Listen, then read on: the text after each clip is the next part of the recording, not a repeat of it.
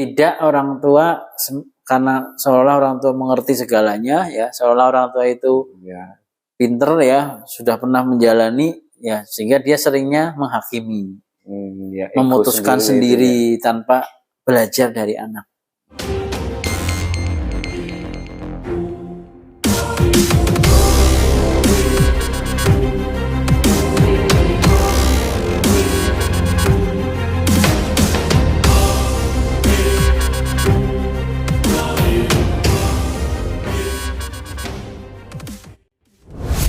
Assalamualaikum warahmatullahi wabarakatuh. Waalaikumsalam warahmatullahi wabarakatuh. Kembali lagi di channel kami Beta Terapi. Ya, kali ini saya akan membahas masih tentang anak ya. Kita tetap fokus pada anak dulu ya Pak ya. Siap. Kali ini Pak Beta saya minta untuk berbagi tips ya, bagaimana cara mengelola atau menggali potensi anak yang kecanduan gadget Pak. Gimana, mau nggak Pak? Ya, baik, terima kasih Mas Nafi. Mudah-mudahan ini bisa ditonton oleh para pemirsa di sana ya. Soalnya kadang-kadang kita bikin video edukasi itu dicuekin. Seringnya sih seperti itu. Iya kan? Padahal ini banyak banget manfaat di sini. Padahal kita niatnya tidak hanya sekedar tadi ya monetis itu kan enggak ya. Tapi benar-benar kita bisa memberikan edukasi, berbagi manfaat ya. Sehingga tujuan utama dari channel Beta Terapi ini memberikan terapi lewat channel ini, memberikan terapi lewat YouTube ini, sehingga manfaatnya bisa semua orang bisa merasakan gitu. Membantu orang yang kebingungan ya, bagaimana mencari informasi ini atau cara seperti ini bisa didapatkan di sini. Karena saya selalu tadi ya, yang pertanyaan tadi kan bagaimana tadi tipsnya ya, untuk bagaimana mengelola anak biar tidak ketergantungan ya. Iya sih. Dengan gadget itu. Ya, ini berdasarkan pada pengalaman saya menterapi pasien-pasien yang datang ke sini, terus juga anak saya sendiri ya, karena kan sama aja ya punya anak yang pegangannya HP terus. Iya sama, rata-rata sekarang seperti itu sih. Nah kalau kita ikuti amarah, kita akan tadi ya marah, terus dilarang, dibentak misalnya, atau sesekali misalnya direbut misalnya. Nah, ini kadang menjadi trauma-trauma tersendiri dalam pikiran anaknya. Padahal pada masa-masa anak itu kan ada masa-masa emas ya, yang emosinya itu kalau emosinya dilukai, ya khawatirnya tadi dia tidak mendapatkan pertumbuhan mental yang optimal. Kan eman-eman ya. Iya, eman-eman sekali. Dan masa itu tidak bisa kembali ke masa kecil lagi, terus kita jalani lagi itu kan nggak bisa gitu. Betul. Nah, tipsnya yang paling prinsip sebetulnya ya, kalau dari pengalaman saya, bagaimana orang tua itu mengelola sebetulnya Mas. Mengelola. Ya, kata kuncinya adalah pengelolaan. Bagaimana mengelola anak ya supaya sesuai dengan tracknya gitu.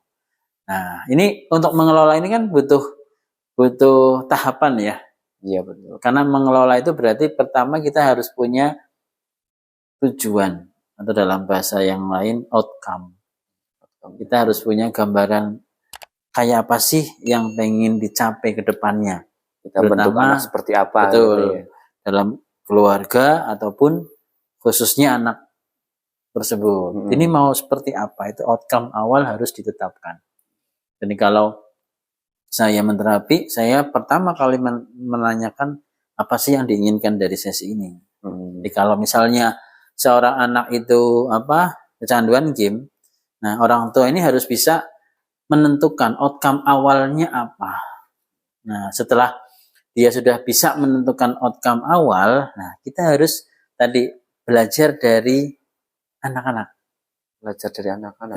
Gimana itu Pak? Nah, ini sebetulnya mindset ya. Ketika kita sudah punya mindset, kita belajar dengan anak kita, maka kita akan menggalinya akan lebih antusias.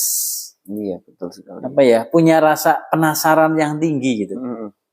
Tidak orang tua karena seolah orang tua mengerti segalanya ya, seolah orang tua itu pinter ya, sudah pernah menjalani ya, sehingga dia seringnya menghakimi. Memutuskan sendiri tanpa belajar dari anak. Nah, kata belajar dari anak ini sebetulnya pertama bagaimana cara kita mencermati, Mas. Jadi kalau tadi pertama kita harus bisa mengelola. Tadi kata kunci mengelola tadi ya. Iya, Kalau kita jabarkan adalah bagaimana kita menentukan tujuan, outcome-nya. Terus kedua, kita mencermati. Apa yang kita cermati ini, Pak? Kita cermati aja, cermati anak itu seperti apa sebetulnya. Kalau kita pakai teori, kita mencermati apa saja, bisa jadi berbeda dengan anak yang lain gitu ya. Iya. Apalagi di sini kan ditonton banyak orang ya. Nah, terus apa yang kita cermati tadi ya? Iya. Pertanyaannya. Nah, mencermati itu kan dengan segenap indera, penglihatan, ya kan, rasa, pendengaran, bahkan pengecapan dan penciuman. Kita cermati anak. Apa sih yang dia lakukan? Apa yang membuat dia senang dengan game itu? Kita cermati. Sesekali kita tanya, Dek, apa sih yang buat adik senang dengan game? Gitu. Biarkan dia menjawab. Berilah kesempatan dia untuk menjawab. Iya, mengeksplorasikan ide-idenya gitu. Jangan belum-belum sudah, wah kamu salah gitu ya. Wah kamu ini, kamu itu. Terus dia mau eksplorasi kapan gitu ya. Dia mau berkembang kapan. Ini yang orang tua perlu miliki di awal. Kalau dalam bahasa lain, dengarkan, listen ya. Dengarkan apa sih yang diharapkan dari anak gitu. Iya betul. Jadi tetap harus ada komunikasi dua arah ya, Pak. Betul, mendengarkan bukan mendengar. Kalau mendengarkan hanya orang anak ngomong kita sambil lalu. Mendengarkan itu kita cermati. Kita amati apa sih yang diinginkan dari anak. Iya. Gitu. Kita lihat dengan visual, dengan mata, apa sih yang diharapkan. Kadang apa yang diucapkan dengan apa kenyataannya berbeda. Terus kita cek dengan rasa. Nyaman nggak si anak? Kita cek dengan rasa kita. Ketika kita bisa mengecek rasanya, oh ternyata anak nyaman dengan cara seperti ini. Kita sudah melakukan pencermatan pada anak. Kita belajar dari anak dengan indera kita. Gitu. Nah ini langkah gampang ya, langkah yang sederhana, gampang diucapkan, tapi untuk mendalami ini bisa jadi butuh beberapa waktu ya, bulan bahkan tahun. Ini harusnya. Karena kata kunci mencermati itu kita ngikutin dia, kita cermati apa sih yang diinginkan, kita dengarkan apa maunya. Setelah itu, nah setelah kita sudah dapat nih pencermatannya. Nah, mulai kita bisa memberikan input masukan. Dalam bahasa hipnosis sugestinya yang dimasukkan, arahannya, motivasinya. Nah, disinilah wujud dari pengendalian tadi, pengelolaan tadi. Bermain game-nya dikurangi. Ternyata marah. Nah, kita kembali ke pencermatan. Apa sih yang membuat dia marah? Gitu. Dan ini akan terjadi terus-menerus. Kita memberikan intervensi, motivasi, kok reaksinya kok berbeda. Kita lakukan pencermatan lagi. Begitu terus kita lakukan.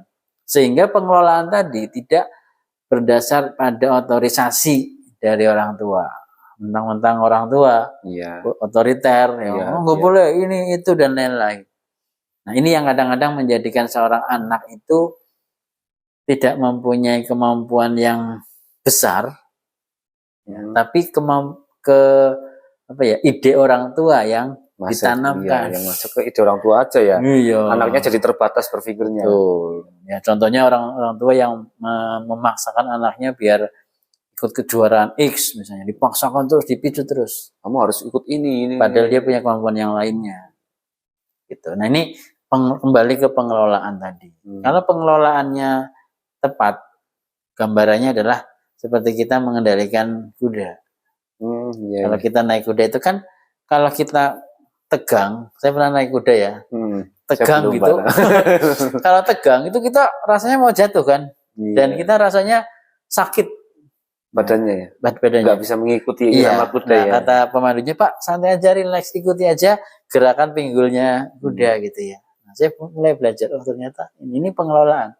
Nah terus ini cara nariknya. Coba kalau nariknya ditarik, pasti dia akan respon berbeda. Marah ya, jengkil-jengkil. Gitu. Dilepas dia akan liar. Nah kita kendalikan di sini. Makanya pengendalian itu sebetulnya adalah antara mengamati dan memberikan intervensi, terus dievaluasi. Nah, kalau belum sesuai dengan target, mengamati lagi, Mengulang lagi. oke, terus diintervensi lagi, evaluasi lagi. Kalau sudah sesuai, lanjutkan outcome apa yang mau ditetapkan. Nah, kita arahkan ya. Nah, itu terus dilakukan oleh orang tua. Tidak ada kata susah ya, tidak ada kata nggak bisa, tidak ada kata gagal, tidak ada kata apa ya istilahnya, wah ini emang anak bandel, nggak ada kata seperti itu. Semua bisa dilakukan dan orang tua semua bisa. Ini ilmu yang gampang. Ya kalau beberapa klien yang menterapkan anak ke sini, saya selalu menyampaikan ibu bapak sebaiknya bapak dan ibu yang saya training untuk Belajar ya. Untuk mengelolanya bagaimana dengan metode NLP ya. Saya tidak mengatakan metode yang lain ya. Metode NLP. Bagaimana kita belajar NLP untuk mengelola anak. NLP parenting. Ya. Iya, menarik sekali ya ini ya. Mas. Banyak orang tua sebenarnya membutuhkan metode seperti ini. Betul. Karena orang tua sekarang kan walaupun orang tua modern ya, kadang kan membiarkan anaknya ini nanti pas besar bisa sendiri, pas besar nanti sadar sendiri. Nah, gitu. Padahal sebenarnya dari kecil itu sudah ditanamkan sesuatu ya harusnya ya. Nah, seperti itu ya. Meskipun ya sebagai orang tua juga pastikan kita doakan anak. Karena doa sendiri selain hubungan kita dengan Sang Pencipta meminta ya. Dan yang pasti yang harus kita imani bahwa Allah itu sudah menentukan kapasitasnya masing-masing, itu harus kita imani. Iya. Jadi jangan sampai merasa wah saya punya kemampuan untuk mengendalikan kehidupan. Nah, itu iya. nanti jadi kita ilmunya jadi mentah. Iya enggak. Iya. Gitu ya. Seolah-olah ini kemampuan saya saja. Ya kan ada ini ya ungkapan bahwa adab lebih tinggi dari ilmu gitu ya. Ketika orang punya adab yang bagus, ya, adab kita terhadap guru, terhadap teman, ya. Terutama pada Sang Pencipta kita bisa tetap menjaga adab kita. Wah, itu tadi karena berkaitan dengan akhlak kita, berkaitan dengan akidahnya ya, akidahnya kita. Jangan sampai ilmu itu menutupi akidah akhlak kita, merusak ya. Apalagi ilmu menutupi iman. Wah, ini bahaya ini. Iya, jadi seolah dengan ilmu yang dimiliki itu bisa segalanya. Itu juga tugas tidak bijaksana ya, bisa dikatakan salah ketika sudah seperti itu. Makanya tetap berdoa minta sama Allah karena Allah yang membolak-balikkan hati setiap manusia. Masuk si anak itu. Betul. Tadi, ya. Mungkin ada lagi tips berikutnya yang bisa diserapi oleh orang tua. Nah, untuk menyeimbangkan ya mental Bapak Ibu sekalian supaya selalu berproses ya. Selalu ingat bahwa ini adalah sebuah proses. Ada istilahnya TOTE ya. Test operate, test exit. Jadi segala sesuatu itu tidak instan. Pasti. Ya, pasti akan ada satu proses yang dilakukan dan ada intervensi, ada evaluasi, hasilnya gagal berarti ulangi lagi, evaluasi lagi, gagal ulangi lagi, evaluasi lagi, gagal, sehingga tidak ada kata gagal, yang ada hanyalah kata proses. Maka tadi pesan saya pasti bisa anak kita berubah, pasti bisa sesuai dengan apa yang tadi kita lakukan ya.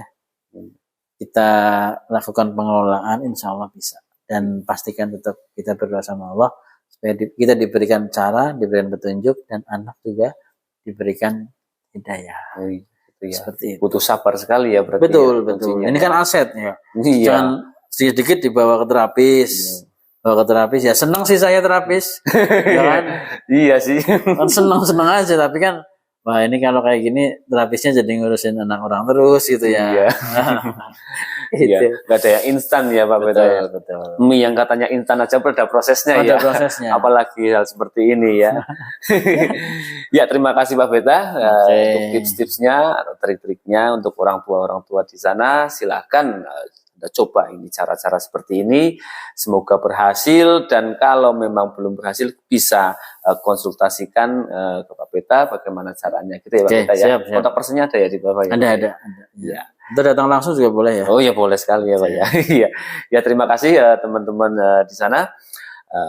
Cukup sekian dulu ya Pak Peta ya. Okay. Cukup sekian dulu. Nanti mungkin ada tips-tips atau trik-trik lainnya atau cara-cara lainnya yang mau kita share, mau kita videokan. Makanya pantengin terus, tonton terus channel ini, dan dukung terus kita dengan cara mensubscribe, like, dan komen di bawah ini.